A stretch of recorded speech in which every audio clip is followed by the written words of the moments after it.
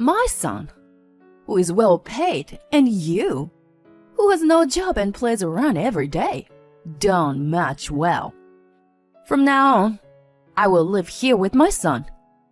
So, you get out of here now." It was a rare day when my husband, who usually stays in his room, was out. The intercom rang loudly. When I opened the front door, that was what my mother-in-law said. "Huh? In the first place, you should open the front door as soon as the intercom rings. You really are a useless wife who can't do anything." "Sorry, I was working and didn't notice." "You lied to me like that again. I know. I know that you lie about your job, that you don't do the house chores, that you spend all day long just doing nothing." "It's not a lie." "It doesn't matter whether you do something or not." My mother-in-law, who doesn't listen to me, smirks and shows me a piece of paper. "Do you know what this is?" "What is it?" "They are the divorce papers, filled out by my son. He doesn't want you either. Now, sign here and get out of here." My mother-in-law looks down at me triumphantly and laughs. I do as I'm told and sign the divorce papers. My hands trembled as I gripped the pen. My poor mother, so happy with joy. She doesn't know anything about me. My name is Jasmine. I work from home as a freelance writer and editor.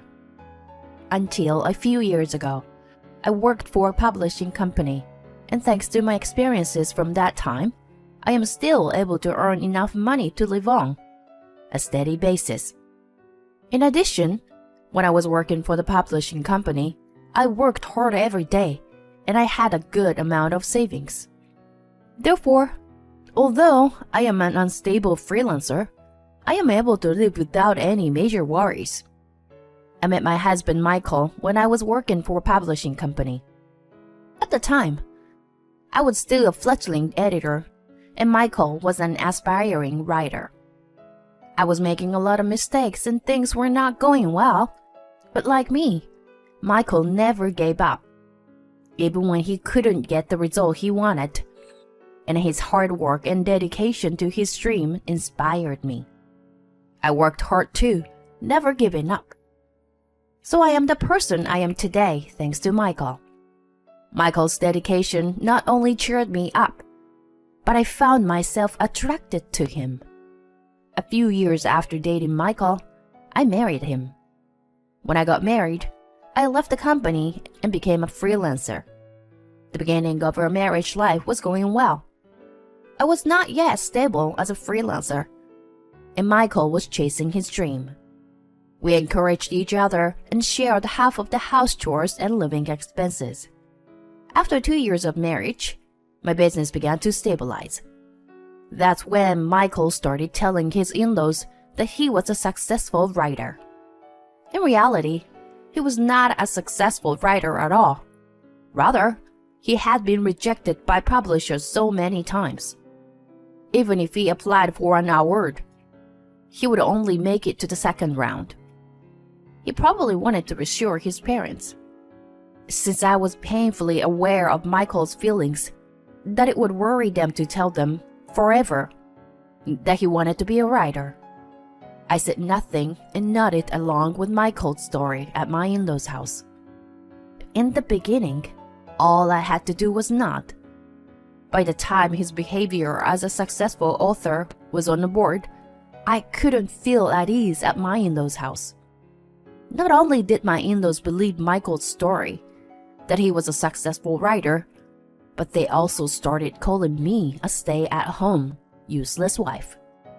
They saw me as a useless wife who was being supported by her husband, a successful writer. To work at home, freelance work style, may indeed be difficult to understand and imagine. I don't think it was a way of working that my parents-in-law are familiar with, so I don't blame them. However, my parents-in-law's attitude toward me gradually escalated. Whenever I visited my parents-in-law's house, they would always say, How could a wife who does neither work nor house chores show up at her husband's house?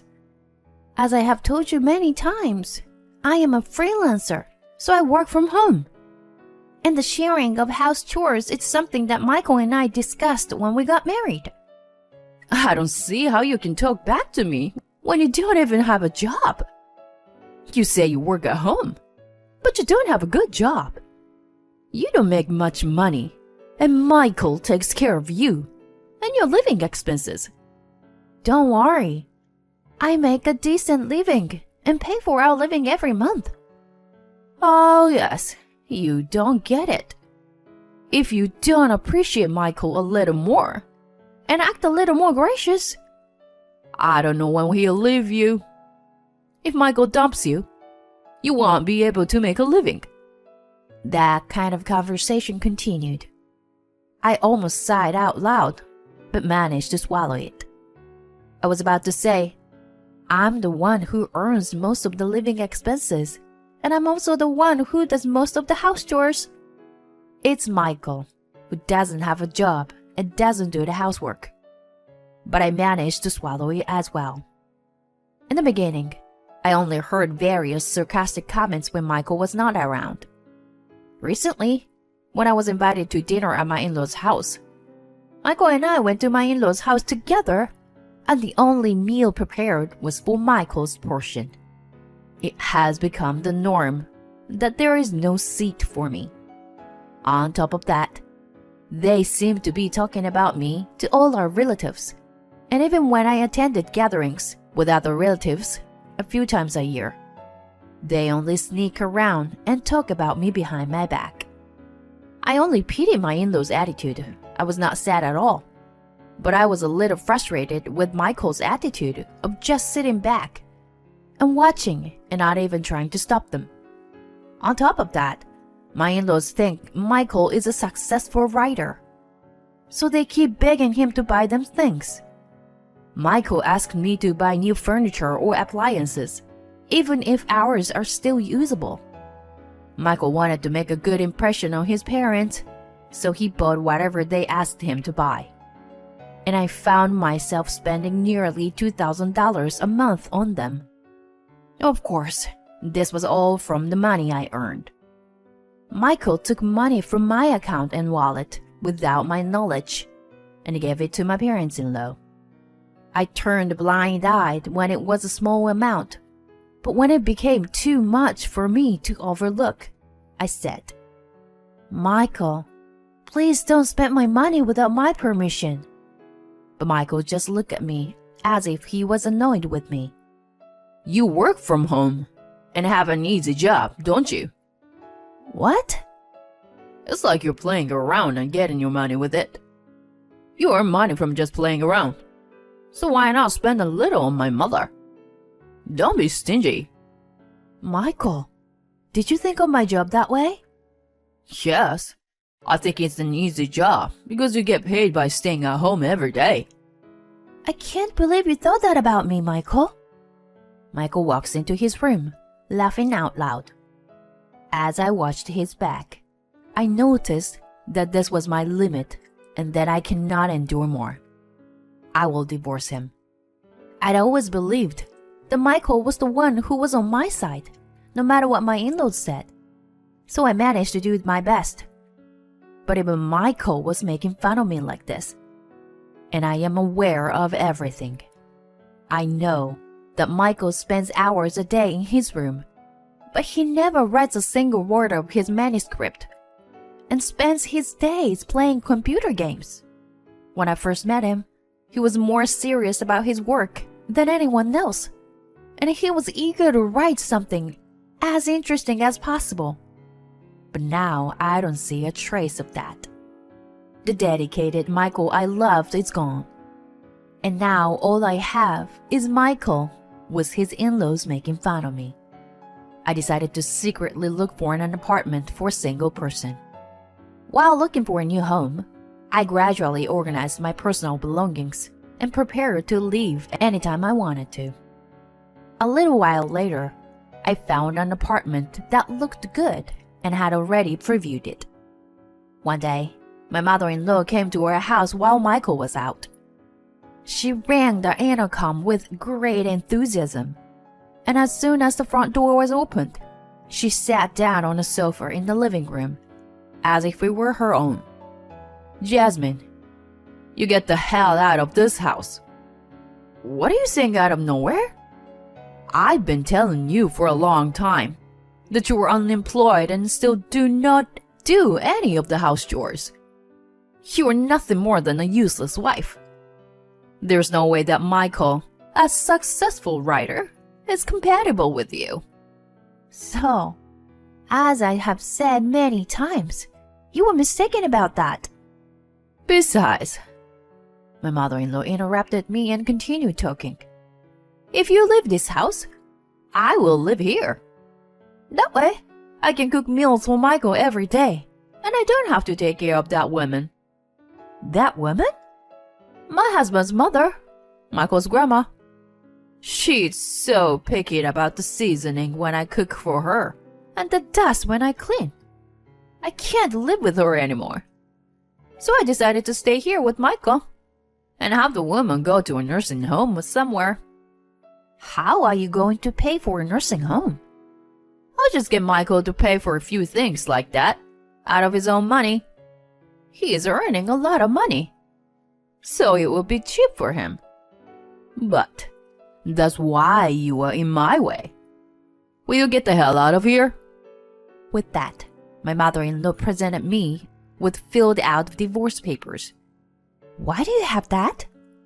"I made him fill out a while ago, telling him to get a divorce from Jasmine as soon as possible." Michael immediately nodded and filled it out. My mother-in-law is smirking and has a nasty smile on her face. I checked the divorce papers, and sure enough, they were written in Michael's handwriting. This was actually a good thing for me. I was ready to move out, but I was still thinking about how we were going to get divorced. I thought Michael would not want to give up the life he has now, and he would not sign the divorce papers easily. I was prepared for a long discussion and a battle with him. So how lucky I was to get the divorce papers filled out so easily. My mother-in-law looked a little surprised when I easily received the divorce papers and filled them out. But she soon regained her normal self-possession and said, "Now, get the hell out of here. Leave the furniture behind. Everything gets purchased with Michael's money. So, I don't think you can take anything with you." She laughed out loud. I quickly packed up my belongings and moved into the new apartment. I also filed the divorce papers at the municipal office on my way. Thus, I had a new life on my own without any problems. I was surprised at how comfortable it was to live without anyone interrupting my work and making fun of me. Somehow, I felt that my work was progressing better than usual. It was 3 days after I started living alone. While I was working at home as usual, I received a phone call from Michael. I picked up the phone, and the first thing he said was, "Please come home," he said in the most pathetic voice I have ever heard. "What the hell is wrong with you now?" "I'm sorry. I apologize. So please come back home." "I'm not coming home. We have already divorced." "I never agreed to divorce. That's not valid." "But those divorce papers were definitely in your handwriting." "That was just a little threat I was trying to make to you. I had no intention of getting a divorce." "But that doesn't change the fact that you wrote them. Divorce is divorce. You don't need a wife who plays around every day, works on an easy job, and doesn't do any of the house chores, right? You get to live with your family you love so much. You can't complain. What's the problem?" "I'm sorry, but my family thinks I'm a writer, so they quit their job and moved here, intending to live on my dime. On top of that, they want me to pay for Grandma's surgery, and there's no way I have that kind of money." "I see. That's why you want me to come back." "Yes, and now that they know I've been lying to them." My mom and dad are really mad at me. They're all clamoring for me to bring you back right now. You now know how hard it is for me. Please come back to me. Let's live together again. Do you really think I'm going to say, yes, I'll come back? I've told you many times, we're divorced. You have to take care of your problems. Don't be like that, Jasmine. No matter how many times I say no, Michael won't give up and hang on to me. I don't know how many times I told Michael that I was a stranger to him now, that we were divorced, and he got irritated. All right. I'll divorce you if you insist so much. But you know what? If you divorce me, you should pay for my parents' care and alimony, which you were supposed to take care of when we were married. What are you talking nonsense? Because, if you hadn't divorced me, my mom and dad would have ended up in a facility, and we would have had to pay for their care. So you should be the one to pay for it. And since you divorced me on your own, they found out that I lied about being a successful writer. And my mom and dad got mad at me and hurt me emotionally. All of this is because of your selfish divorce. I can't pay alimony. No, I won't pay that because I don't understand what you mean. In the first place, when we were married, it was you who said I was a jobless, no good wife. I don't know if it was out of your pride or not, but you were the one who lied about me and hurt me.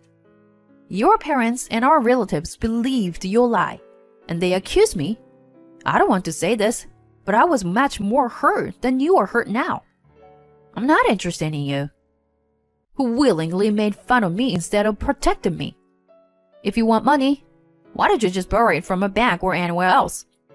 With those words, I hung up the phone without hearing Michael's reply. I set my phone to block his calls and changed my phone number. A few months later, I happened to pass by my in-laws' house, which had already been sold and turned into a parking lot without a trace of my in-laws' house. While I was looking at my in-laws' house, a neighbor who happened to be coming back from shopping approached me.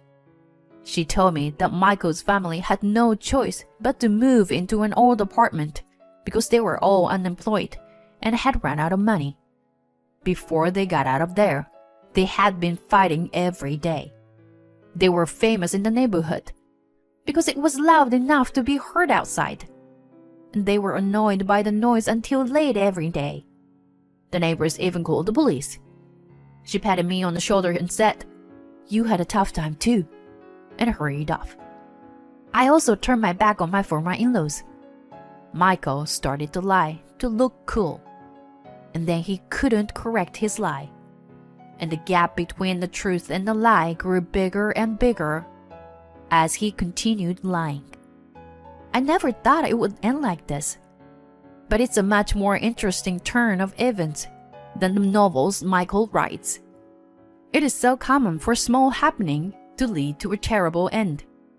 But I wonder if Michael, who wanted to be a writer, couldn't have imagined it. Fact is stranger than fiction. I feel a little sorry for him, that he ruined himself by lying to his parents for his glory and self-satisfaction. But I am going to learn from him, so that I don't end up like him.